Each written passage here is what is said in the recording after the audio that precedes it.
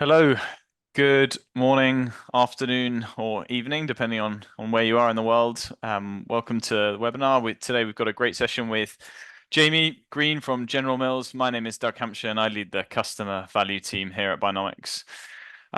Be great to hear some of you from the locations that you're joining. So pop in the chat where you're joining from. Be great to understand whether it is indeed morning, afternoon, or evening where you are. I'm joining from Delhi, so it's definitely Friday evening or afternoon. But it'd be great to hear from you. So do just pop in the chat where you're joining from. I'm going to hand over to Jamie really shortly, but in the meantime, or just while we wait for a couple more people to join, please do use the chat functionality to ask any questions. You can also do that via the Q&As, but chat or Q&A works just as well. So without further ado, the start of the show. So Jamie's going to introduce himself. I don't need to do that for him, and then he'll take us through. Jamie. Good afternoon, everyone. My name's Jamie, and I lead our revenue management and category functions for General Mills. I'm based in a very gloomy London today, and my kids are very excited about watching some fireworks tonight because it's that time of year. But to be honest, there's no better way to end the working week than a conversation around price pack architecture. And I'm sure those who join the call feel very similarly. If you move on to the next slide, Doug. So just a very quick bit of background. So I've been in the industry for around about 20 years. I've very much classed myself as a student of revenue management. So I've been doing it for about 9 years. And I continue to learn all of the time. It's an area that I love. That kind of confluence between the external environment and the internal challenges that we're all facing. And I'm passionate about how the kind of consumer behaves around their spending habits, their choices they make in the food and in drinks and in the industry.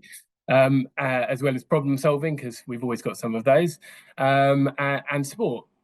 And really today is as much about sharing some ideas. This is by no means a definitive piece of work. This is very much the things that I and the team have kind of built up over the last sort of 9 or 10 years, and probably longer, around the workings of PPA, and how do we continue to improve in that space.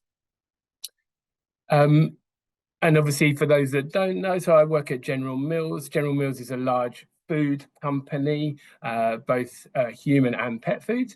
I think most of the content on this slide is pretty self-explanatory. But obviously, one of the big things I think for us, as we talk a little bit about today, is so we have a large and very well-established US business. And obviously, I operate in our international segment, so I focus a lot on the operational side for the UK, but equally, how do we continue to improve our capabilities for our global markets, so all markets outside of the US. And what we obviously try and do is a combination of leveraging some of that scale and experience in our US business, but obviously being agile to the needs of the different markets that we operate in, because we are in a different place overall. So look, getting started on price pack architecture, we very much see there are two fundamental benefits. So why is price pack architecture important? So first and foremost, we see it as a really important part of core growth for our brands. So I'm sure many of you out there are looking at that balance between innovation and then how do we drive our kind of core brands and that penetration, that reach, and that performance. And we see PPA as a really important vehicle for that, as we look at pack extensions, as you look at that framework from Brand Gym, which is one of a few that are available, and getting into things like new channels, as well as meeting new needs and new occasions for our consumers. And the second part is fundamentally that ability to shape the portfolio to build a sustainable business model. I think that the diversity of PPA enables us to be able to flex between the things that we need to do to deliver our sales performance and top line, as well as our bottom line needs. And I think as we look at the environment that we transition through a period of extremely high inflation across most of the markets that we all operate in, into something that is becoming a little bit more fragmented and a little bit more dynamic, these tools are really, really important for us to make sure that we continue to deliver on both the external KPIs as well as our internal needs for the business. As we start out, and when one of the first things that I think is really important here is making sure that you have a really clear strategic intent around developing your PPA pipeline. So PPA can be complex, it can take time, but first, and the really important starting point, is making sure that there is a real clear understanding of and drive to develop in this space. What I put on here is a very kind of broad template around how you can look at innovation, because ultimately PPA does touch product, right? It sits in the product developmental space, so it has to sit as complementary alongside our innovation projects. And so what you can see here is very much as we set out our brand innovation pipelines, that PPA is a really defined part of it. And within this, we will be really clear on what percentage of our pipeline needs to be PPA versus other things on the innovation pipeline. So making sure that that strategic intent is there, really starting out with a desire and a focus to build PPA. I think if I talk from experience, like lots of people like the innovation, the new and the shiny. But I think what you will often see is PPA has a really strong deliverable to the business. It's obviously a tried and tested formulation. You're sticking with formulations that your consumers already love, right? They're already bought into that as a franchise. And it's how do you extend that core strength into more occasions, more people, but it has to be a complementary part. The other reason this is important is making sure that you dedicate the right effort, focus, and resource. Right? Product development is really requires a lot of resource and a lot of focus, and so making sure that PPA is getting the right share of voice is really fundamental as you start out on that journey. I think the second thing that I see as a sort of key consideration is, I touched on it before, it's a complex area, probably more so, like everyone will have an opinion about price and promotional levers, and it's not to say they're any easier to navigate, but PPA, because of its intent to impact product development, can be really complex, right? It touches a lot of people. And we talk about this quite often, of developing the right ecosystem for PPA development. So making sure you have the right people in, the right experts, the right knowledge to be able to develop successfully in this space. So what you can see there is like a rough segmentation of some key areas, and we'll talk about in a minute the process that we would go through around PPA development. But this gives you a little bit of a sense of making sure that you have captured all of those areas. There are a number of stakeholders. And needless to say, that when you've got lots of stakeholders and a lot of people who are interested parties, making sure that you have a really clear ownership and accountability framework. Many people will use RACI, which is obviously a well tried and tested one. We use the DAIP framework, which I think McKinsey kind of advocate for, which helps push into really clear decision making a little bit within the framework. And what you can see here is the way that we've tried to do it is we look at it by lever. Quite often when you think about, from a marketing perspective, the 4 Ps, this then becomes a key part of how you then overlay that, and who owns the decision making, who are the key stakeholders, and who's producing the work in this space as well. So look, really important that you capture the right ecosystem and the right interaction between different functions, different stakeholders that are gonna be able to input value into creation of PPA. but then obviously making sure there's clearly defined ownership areas, clearly defined decision makers. Jamie, quick question from the we got one in the chat, and I think we'll have lots of questions at the end, but maybe one because it is applicable to what you've been speaking on. So David's asked, does the responsibility of PPA remain in marketing or RGM, and if the latter, how do you ensure integration between those functions? Great question. So for us, it does sit in marketing or in brand. So we have brand development teams that they would have oversight over the brand innovation framework as a whole. And as you saw from the previous slide, this very much sits within that. We see that as a really important part. It has to sit within brand. It has to be complementary to the wider work stream. And this is where that kind of that accountability and ownership is really important, because obviously they also have oversight over resourcing. So resourcing in our plants, resourcing for testing in that space as well. So no, we sit it very much within brand, but obviously the inputs will come in from the revenue management teams. I think it's a really good point. The only other addition I'd say, and is something that we've genuinely found a bit of a challenge in the way we operate, is how do you get scalable ideas across markets?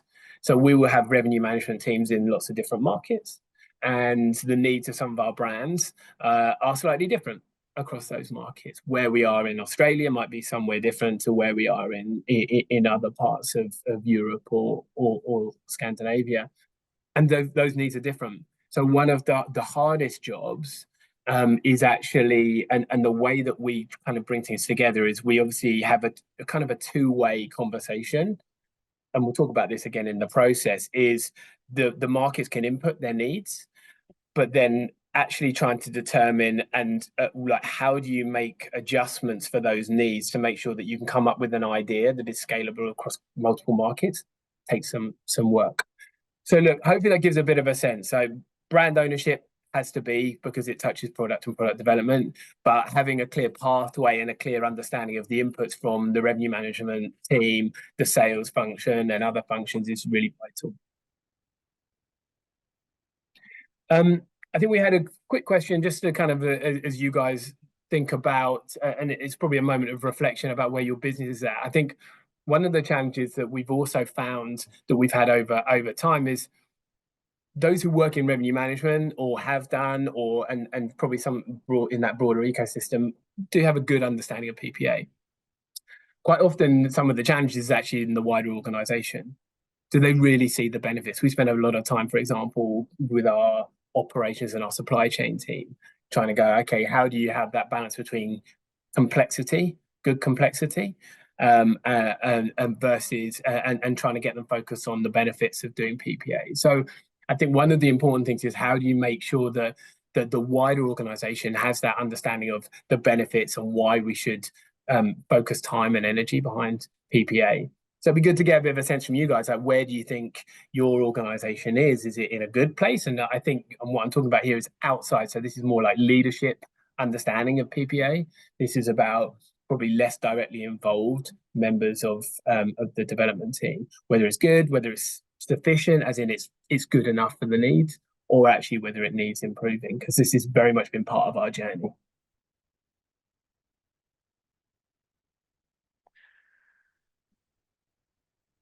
Great, really interesting results there. I think lots of you suggesting there's improvement, but some of you with good understanding as well, which is great to see.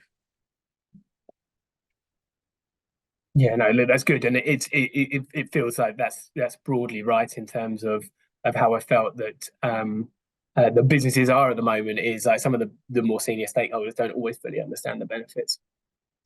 So as we touched on before, and it probably alludes to the previous question as well, is so creating a clear process for PPA development. And we really see that as it has to start with consumer and shopper. And that probably isn't altogether surprising. But I think if we're being kind of very open on this call, like there's plenty in the media, for example, around things like shrinkflation. Like that is a very clear challenge that is something that businesses need to be mindful of. But if you have fundamentally started with the consumer and the shopper understanding and trying to meet their needs, you'll very quickly be able to overcome that challenge that you've really focused on what is needed for your customers, to bring in new customers. Those kind of things help overcome some of those challenges. Equally, very much like innovation, it also helps create compelling selling stories with the retailers and the people we're trying to, and our key gatekeepers that we're trying to get on board. If we've really thought about what the consumer needs and what the shopper wants and the opportunity, it's a much more compelling story as to why PPA is important. The second bit is that also, depending on where you are in the journey, this can require an intentional level of focus that you might do as a really specific work stream, or you might have really good developmental processes that you can build this in already. And I think everyone is in different space. If I think about us as an organization when we started on this journey, and kind of with let's say a stronger intent, so it's probably about 8 years ago now, we were doing this very much in specific workshops because we wanted to get the organization really intentionally focused on PPA development. We didn't have a pipeline, or our pipeline was really light, and there wasn't really the focus on developing PPA as an ongoing work stream. So what we did is gave it like additional focus, and ran specific workshops to be able to just focus on that, because it serves two purposes. It serves as an educational framework for people that don't understand. So cross-functional workshops are a great place for them to overcome concerns, barriers, questions, and so on. And the second bit is then to be really focused on actually you're only trying to develop against a PPA initiative. You're not trying to blur the boundaries between that and MPD, for example. So here is like a very broad-based framework of how we would look at development. So very much starting out with insight. And when we start out with insight, I always will talk about it's all levels. So you've got the consumer side, your U&A work that you would do, for example, really understanding how your consumer consumes your product, the category, more broadly, is really vital. But then obviously, how does that manifest itself in purchase behavior is obviously through the shopper behavior. So making sure that then you correspond that to, okay, how does the shopper work? What shopper metrics are important? How do they engage in the category, in the way that they interact and purchase and behave, and the purchase behavior? And then obviously the kind of category insight, and what I talk about that is that's understanding, okay, well, are there key price points in the category? What's important to consumers? What are the growth elements of the category as they are today? Like, is there a growth in a price point? Is there a growth in a format? Like, how does that stimulate ideas about, okay, where do you see the future direction of the category going? So that then you can start to think about that. Ideation, two parts ultimately, really broad at the beginning. So how do you then distill some of those insights into what do you think are the relevant ones for PPA, to then push it into ideation? So that'd be very similar to like an innovation workshop and so on, which is start wide, no idea is a bad idea, all of those kind of type of concepts, to go, right, any ideas, what do you link off the insight? And then the next phase is then how do you funnel that and then validate it, prioritize. Okay, you're going to have to put some resources behind it. What's the potential size of prize? Where's the depth? How many markets can you get into? That kind of side of things. Then evaluation. That covers kind of some key areas really, which is firstly your capability of being able to produce. So on the operational side, like this idea, like how easy is it for you to come up and develop this product, and financial, of course, and that's where we've used things like Buynomics as a tool, to be able to help us then understand and validate some of the ideas, where you go, okay, how scalable is it? Once you then put it into testing, how do you kind of understand the relationship that it then brings to the rest of the category is really important. And lastly, execution. So like making sure that there's a really robust selling story. Again, I kind of alluded to it before. Like sometimes PPA can feel a little bit less glamorous than PPA when you're going out to customers, and I'd really urge people to think about them having a selling story that is of similar sort of robustness and engagement to an MPD selling story that actually you really engage in the opportunity and really engage others in being able to sell it to our customers, because they've got space constraints, there's range constraints, you can easily be level with its duplication. So I think you have to be really clear on the incrementality and the space you're going after, and that's why ultimately the insight, starting with insights, becomes the really vital starting point to then help you with a really strong endpoint.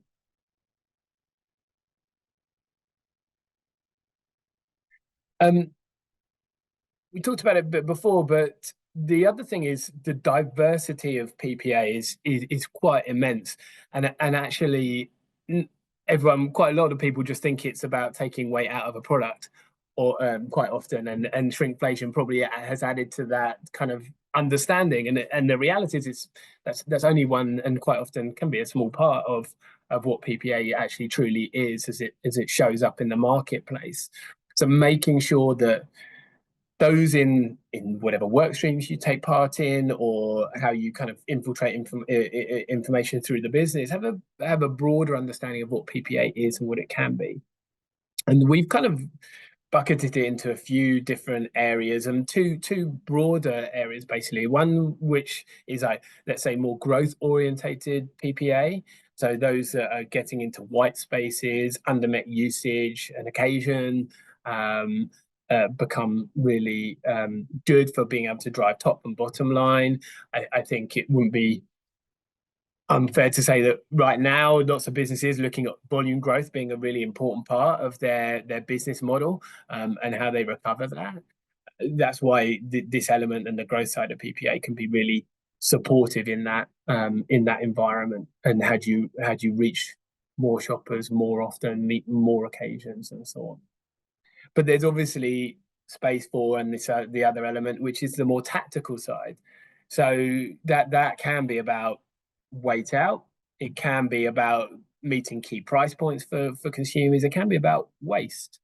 We've looked at a couple of our products where we have really distinct feedback from consumers about them not using the whole of a certain product.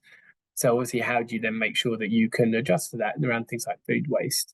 And then the customer swim lanes thing is an important concept here, and I think this applies in many markets. I think this is like you'll see the example from the US and so on, but we have it in Europe as well, which is there is obviously tension, and it's a highly competitive marketplace today. So making sure that you find that balance between giving consumers what they want, but obviously opportunities to differentiate, to make sure that you're protecting your brand value, and making sure that you continue to meet bespoke shopper needs, is an important element to this. I mean, the discounters development is obviously one that often springs to mind for those working in Europe. It is about how do you do that in a way where retailers want the core product, but so you need to make sure that you're still meeting the core needs of their shopper and so on and so forth. But how do you then nuance it into a level of differentiation? I think we were going to do another quick poll on this one, which is a little bit of a gauge on how do you feel as you look at your PPA program. Do you feel your business is a bit more growth orientated around its PPA development and focused on meeting those new occasions and white spaces, or is it quite tactical in terms of trying to manage the balance of the P&L, trying to manage its channel and customer relationships? And to be honest, like as you guys fill this in, it does change over time. These can flex between where the market environment is. Okay, like in periods of really high inflation, as we've just seen, it may be more lean towards tactical. But it kind of depends on where the business is, and I think That's not surprising too. I think there's still a need to use things to balance the P&L. There's still inflation in the marketplace as well. So no, I appreciate that. I think that makes sense.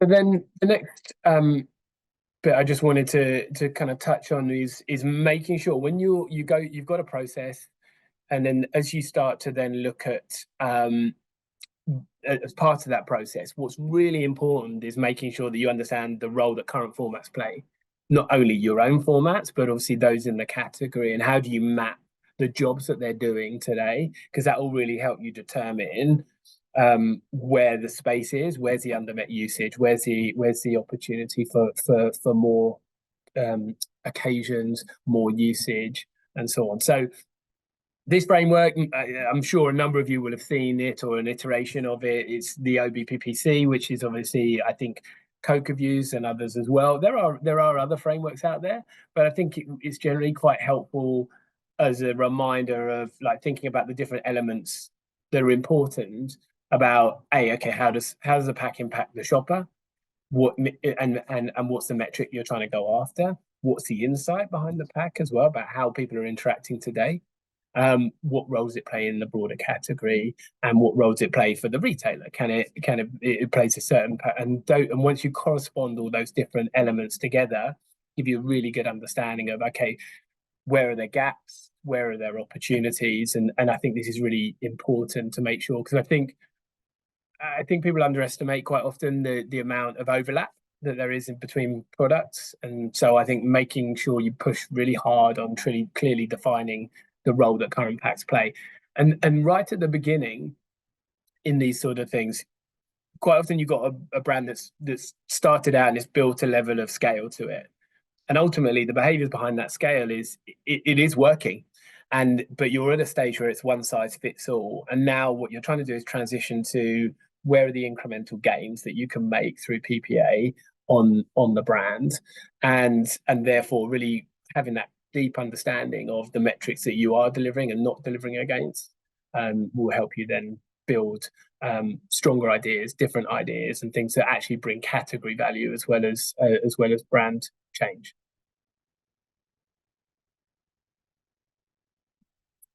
And then in practical terms, before we go, the last sort of slide in this space that I think is really important is thinking about the value slope.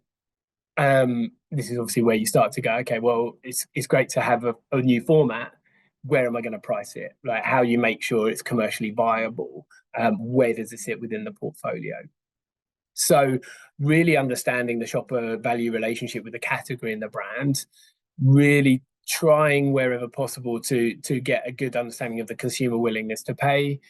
Some businesses and brands will have a consumer value equation and have fully researched that and probably have a good idea of where your consumer is willing to pay based on your equity and based on how they're engaging with the brand and the category today. This helps you then go, okay, well, where am I positioning myself from a price and value relationship? And this is where ultimately this is the kind of intersection between price per volume versus price per unit as well. So what you'll also see is there's obviously the classic relationship between bigger pack, better value. So whilst the unit price will go up, the price per kilo or price per litre will go down as you offer more value from economies of scale. And equally then how you slope it back down the other way becomes a really important piece of work of really understanding how do you do that. And what I kind of bring in here is making sure the nuances of different categories. This is different for different categories. I always think about, when you think about PPA, the more usages there are for a category, the more scope there is for PPA. Yogurt is always a great example. Not that necessarily the category is doing it well, but it's a product that can be consumed for breakfast, lunch, dinner, snacks, sweet treats, and so on. The flexibility of usage for that category is so high that therefore it lends itself to a lot more opportunities. But also the behavior within that category is also about when people buy more in terms of weight of purchase, they'll consume. They consume more. So one of the things that you tend to see is actually the sloping. So the value discount as you get into bigger packs becomes higher. So you might see a discount that gets between a core pack and a big pack better value, might be up to sort of 25 or even higher percentage between the two, which seems like a really high discount. But obviously the individual unit price of that pack and the kind of the till ring, it means that it does a really important job for the category and it makes sense. But the other important thing to think about in a category like that is obviously it's also a short shelf life product. So if people are buying a bigger pack, it's not also going to take them out of the category for long periods or intervals, because it's ultimately going to get consumed or otherwise, and it doesn't impact the category frequency. So that's just an example as to why it's important to think about different categories have different relationships in this space, and therefore think about the dynamics that you're trying to achieve as you think about the formats you're bringing to market.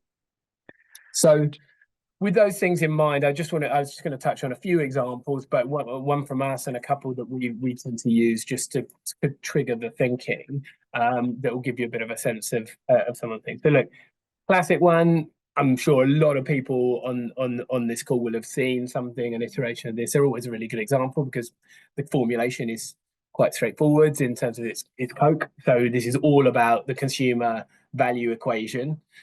And this chart is very much about how they've tried to evolve their format strategy from, I think it's probably about 10 years ago, when a vast majority of their business was only going through 3 formats at the top there.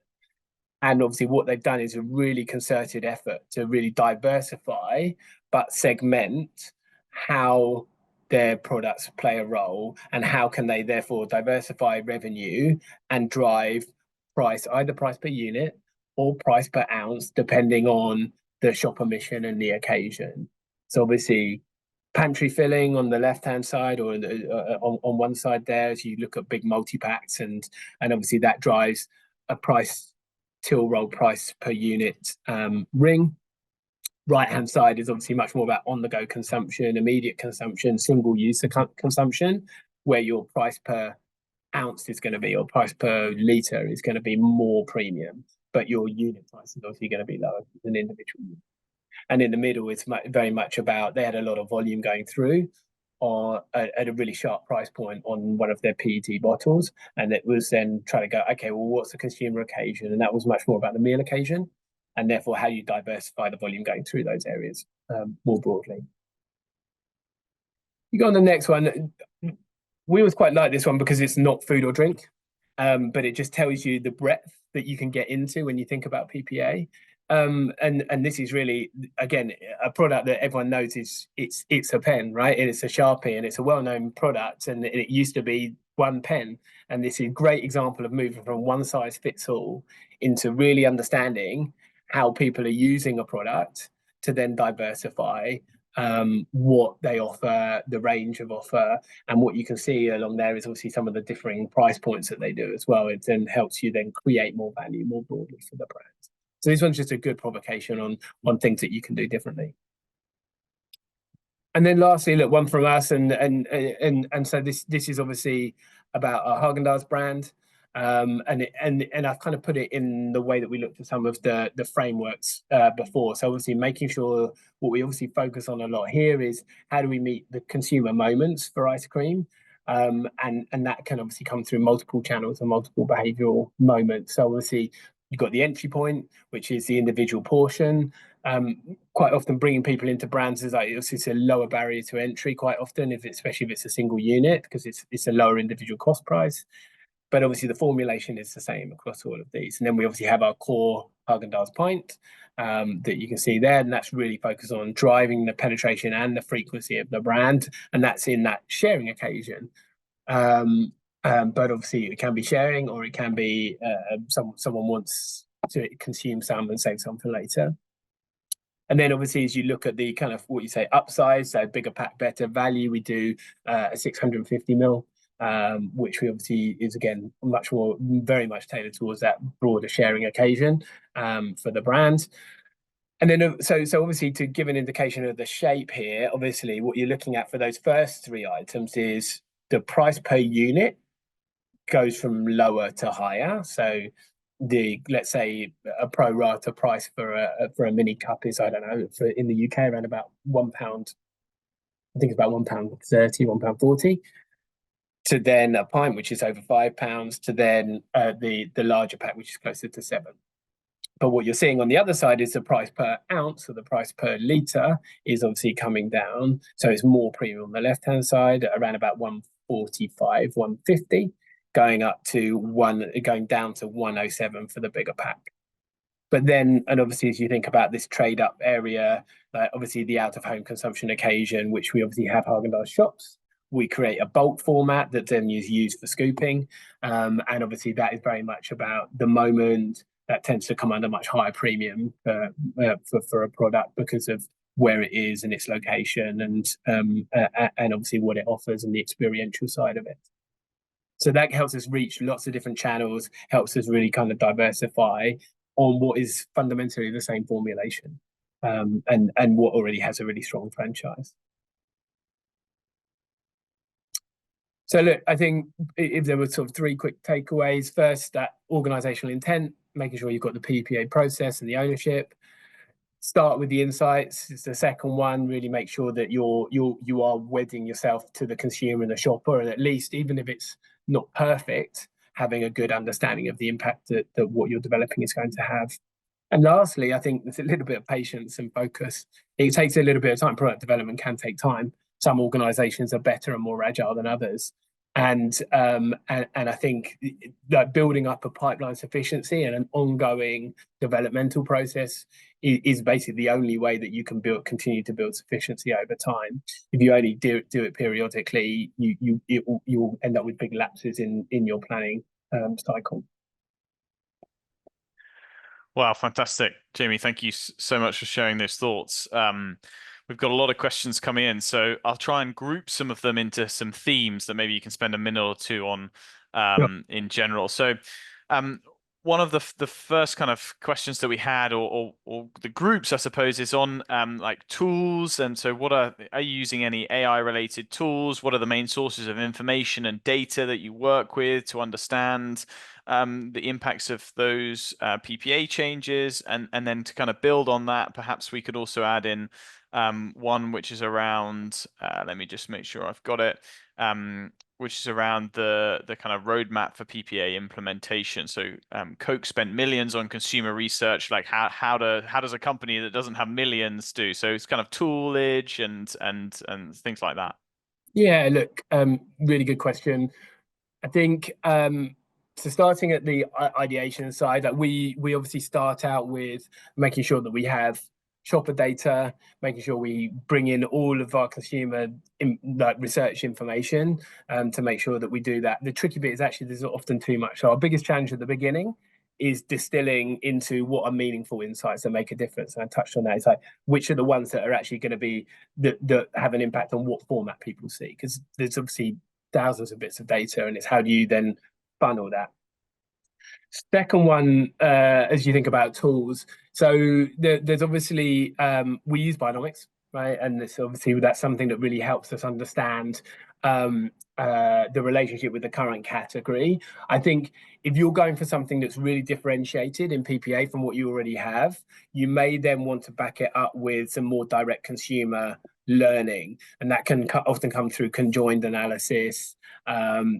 Nielsen, obviously, you run LPO. Those things can be fairly expensive.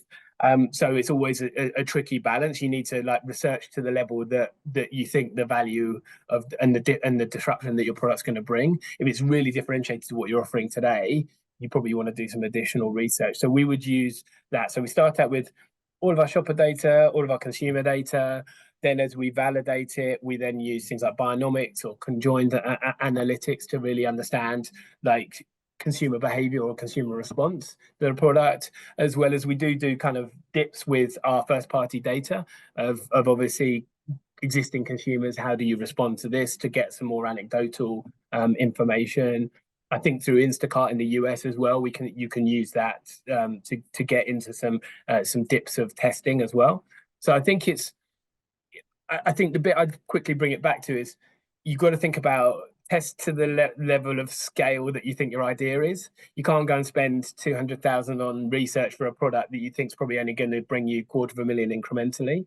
So it's also like there's a bit of pragmatism between the two that goes, okay, well, some of it might just be some low key on the ground research that you can do more broadly. So those will be the tools that we do, and then we obviously bring it in into our kind of financial analytical processes as well as we could then finalize it into the P&L.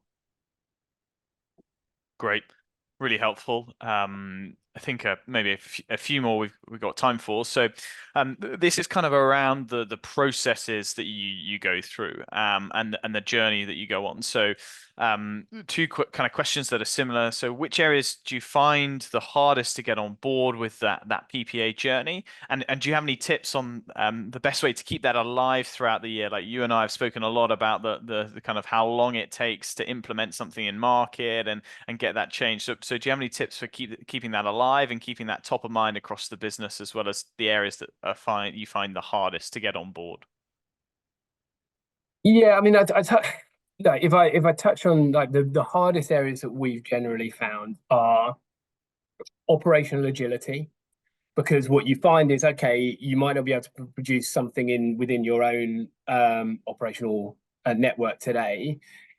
If you want agility, you might go to a third party. The problem is the cost structure, it can be a bit prohibitive. So you've got to make a little bit of choices. And what we often look at is, okay, is there a path to profit that can come back from that? Because quite often it doesn't help. And I think what that fundamentally manifests itself in a challenge for SRM is people expect SRM to be able to deliver good profitability.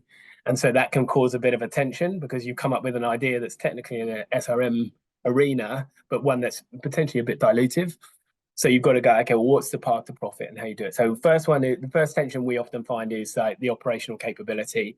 How do we play around? And we a bit like the second one is obviously the multi-market aspect. How do you come up with ideas that can scale across markets? And we often call it a bit of Frankensteining. We kind of take parts of the ideas of different markets. We then come back to the insights in each market and go, okay, which are the things that are common and are true between all of them, to then base the idea on. Okay, if we were to change this format, we've looked at our old El Paso kit and we've been trying to figure out, okay, we're looking at a format differentiation for a channel, but for multiple markets.